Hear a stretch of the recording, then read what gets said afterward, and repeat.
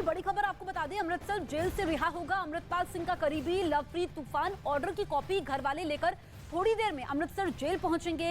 लवप्रीत को आज शाम तक रिहा किया जा सकता है। अजनाला कोर्ट ने केस रद्द कर दिया है। इस वक्त की बड़ी खबर हम आपको बता रहे हैं, अजनाला कोर्ट ने केस रद्द कर दिया है लवप्रीत तूफान के खिलाफ और आज उसको रिहा किया जा सकता है। उसका परिवार पहुंचेगा। और इस बीच कल जो हमने अमृतसर की सड़कों में देखा था, उसके बाद अब यहां पर उसकी रिहाई की बात सामने आ रही है। जो केस थे, क्योंकि वो भी वापस ले लिए गए हैं। अमृतपाल सिंह का करीबी है लवप्रीत तूफान और ऑर्डर की कॉपी घर वाले लेकर थोड़ी देर में अमृतसर जेल पहुंचेंगे, जिसके बाद लवप्रीत की रिहाई होगी। ਬੇਗੁਨਾਹ ਪਾਇਆ ਪੁਲਿਸ ਨੇ ਤਫਤੀਸ਼ ਦੇ ਵਿੱਚ ਤੇ ਉਹਨੂੰ ਸ਼ਾਮਾਂ ਕੋਰਟ ਨੇ ਆਰਡਰ ਕਰ ਦਿੱਤਾ ਰਿਲੀਜ਼ ਵਾਸਤੇ। ਹਾਂਜੀ ਕੋਰਟ ਤੋਂ ਰਿਲੀਜ਼ ਆਰਡਰ ਸ਼ਾਮਾਂ ਤੱਕ ਆ ਜਾਏਗਾ।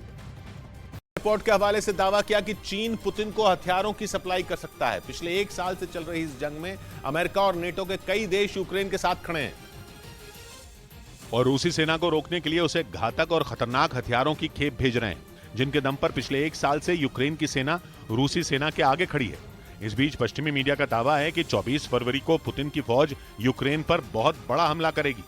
इसी वजह से नेटो देश यूक्रेन को एक से बढ़कर एक हथियार भेजने में जुटे हैं, ताकि उनकी मदद से जेलेंस्की यूक्रेन की हिफाजत कर सकें। लेकिन अमेरिकी विदेश मंत्री एंटनी ब्लिंकन ने खुफिया रिपोर्ट के हवाले से ऐसा दावा कर दिया जिसने नेटो देशों के माथे पर पसीना ला दिया। उनके मुताबिक आने वाले दिनों में चीन पुतिन को अपने हथियार दे सकता है और अगर ऐसा हुआ तो दुनिया दो खेमों में बंट जाएगी। हालांकि यूक्रेन जंग में ही पुतिन का समर्थन यूक्रेन जंग में चीन पहले ही पुतिन का समर्थन कर चुका है, लेकिन अभी तक उसने रूस की सेना के लिए अपने हथियारों के भंडार नहीं खोले थे।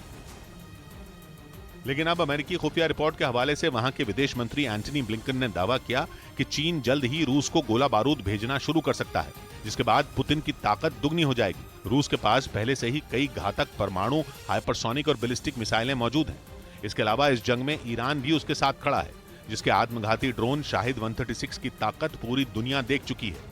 ईरान के इसी हथियार के दम पर रूसी सेना ने कीव समेत कई शहरों पर एक साथ मिसाइलों की बारिश कर दी थी, जिससे वहां तबाही मच गई थी। और अमेरिका का दावा है कि चीन भी अब रूस का खुलकर साथ देने की तैयारी कर चुका है और अगर ऐसा हुआ तो फिर रूस को रोकना नामुमकिन हो जाएगा। हालांकि कीव पहुंचकर बाइडेन ने पुतिन को सीधे सीधे ललकारा था और यह कह दिया था कि यूक्रेन जीतने का पुतिन का सपना धरा का धरा रह जाएगा।